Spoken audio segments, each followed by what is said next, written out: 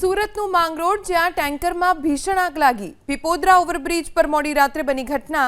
Chemical powder ભરેલા ટેન્કરમાં આગ લાગતા દોડધામ મચી ગઈ।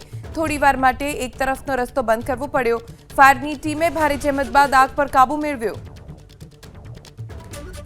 પીપોદરા ઓવરબ્રિજ પાસે આ ઘટના બની જ્યાં ટેન્કરમાં કેમિકલ ભરેલું પાવડર હતો અને એવા સમયે આગ લાગતા દોડધામ મચી ગઈ।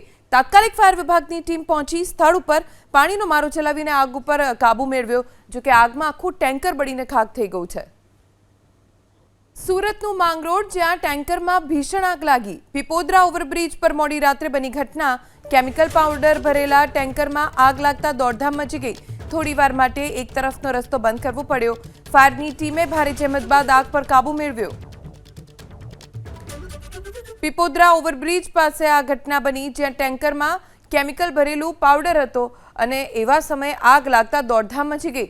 તાત્કાલિક ફાયર વિભાગની ટીમ પહોંચી સ્થળ ઉપર પાણીનો મારો ચલાવીને આગ ઉપર કાબુ મેળવ્યો। જો કે આગમાં આખું ટેન્કર બળીને ખાખ થઈ ગયું છે।